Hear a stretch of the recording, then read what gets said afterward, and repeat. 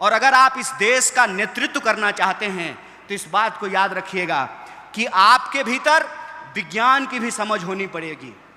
अगर आपके पास विज्ञान का समझ नहीं है तो संसद में बैठ करके आप कौन सा पॉलिसी बनाएगा, हमको बता दीजिए।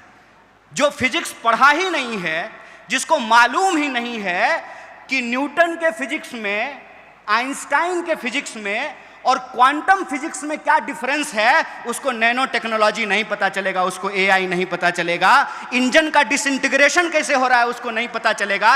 इसीलिए पर्यावरण को बचाने के लिए जो नीतियां बनानी है वो नीतियां वो नहीं बना पाएगा। इसीलिए वो इकोलॉजी के सवाल को अपने पॉलिटिक्स में शामिल नहीं कर सकता है। इसीलिए एक अगर आप राजनेता होना चाहते हैं तो सबसे पहले आपके भीतर तर्कपूर्ण वैज्ञानिक दृष्टिकोण होना चाहिए, और दूसरा आपको इतिहास की समझ होनी चाहिए।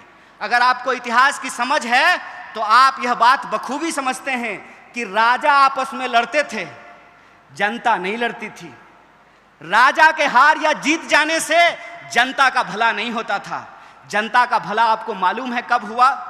आजादी के आंदोलन से, उस गर्भ से।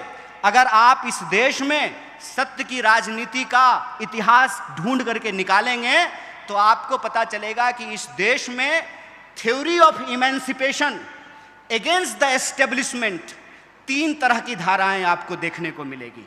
पहली धारा बहुजनवादी धारा है, जिसमें आप फूले का नाम ले सकते हैं, जिसमें आप संभाजी महाराज का नाम, साहू जी महाराज का नाम, डॉक्टर बाबा साहब भीमराव अंबेडकर का नाम, बिरसा का नाम, तमाम सिद्धो कानों का इतिहास जो है आप उसके अंतर्गत देख सकते हैं।